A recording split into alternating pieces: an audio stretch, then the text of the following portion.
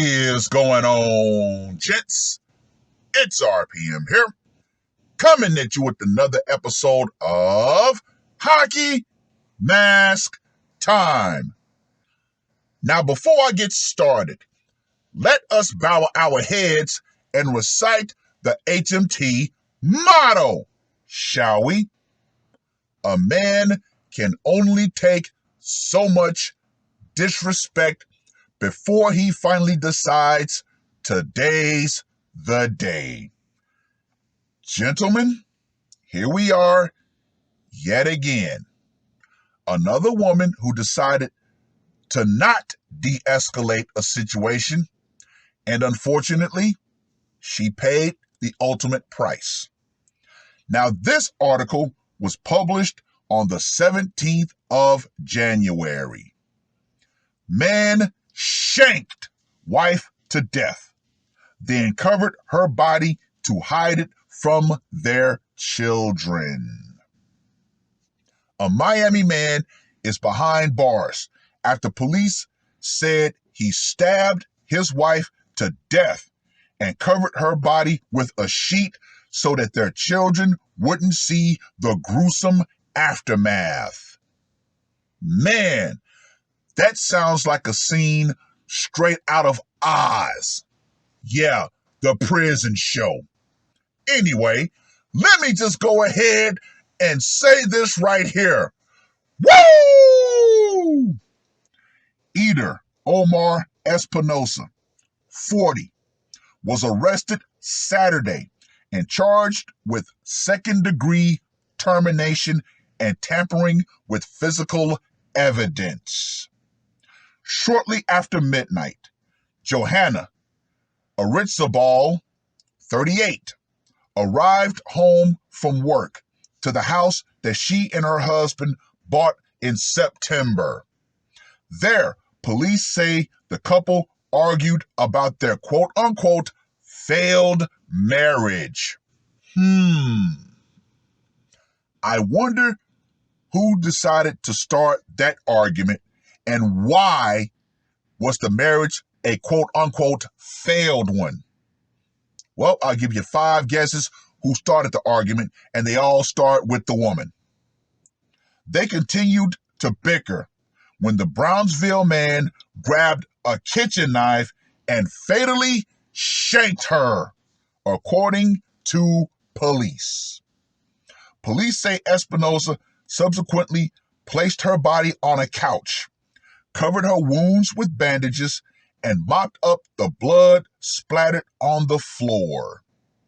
He also covered her body with a sheet so that the children wouldn't see their mother's carcass. He then dropped the children off at his friend's house, where authorities say he confessed to the slaying. At the time of his arrest, Espinosa's clothes were soaked in blood, and the stained sheet was found in the trunk of his car. Espinosa is being held without bond at the Turner Guilford Night Correctional Center. Well.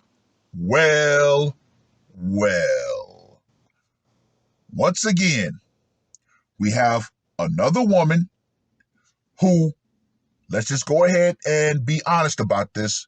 Modern women, by way of the state, have been allowed to become so loudmouth, so disrespectful, so arrogant that they honestly believe that they're going to say what they want to say and you're supposed to listen to them no matter what.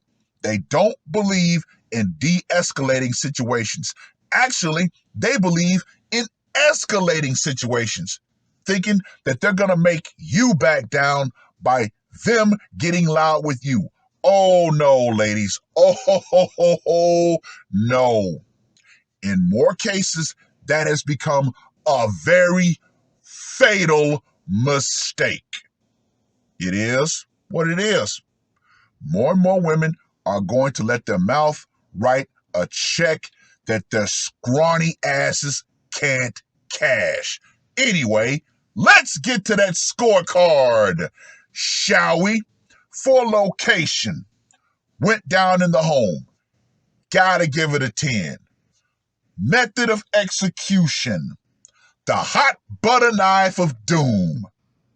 Gotta give that one a 15. Psychological impact. I'm gonna give it a 5 because he actually made the attempt to cover the body so the kids wouldn't find it. And for the brutality factor, you know I'm going to give that one a 15. Why? Because obviously he had to go knife happy and go stab, stab, stab, stab, stab to get the job done. So, Eder, the executioner, gets a score of 45. Let me reiterate this. Ladies, and I use that term extremely loosely. The idea that you're going to shout a man down is not something that you should continue to try to do. Far too many men are already on edge just trying to make it in this absolutely horrifically gynocentric society. Sometimes all a man needs is a simple argument to light his fuse. And when that fuse is lit, instead of you saying, you know what, let me calm myself down and calm my man down and talk about this rationally. Oh, no.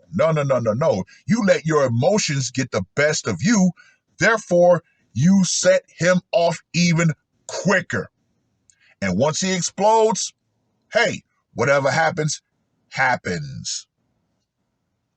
But yeah, what more can be said about this that hasn't already been said? Hey, women around the world, you're not going to listen. You're not. You used to be the calming force in a man's life. However, far too many of you women have become the bane of a man's life. And guess what? More and more men are deciding, you know what? Since you've become the bane of my existence, I'm going to go ahead and take matters into my own hands. Yes, I'm going to go in the cage at bare minimum, but I'm going to make sure your ass go into that pine box.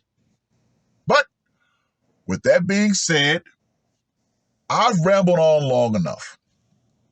Read the article, if you will. Let me know what you guys think.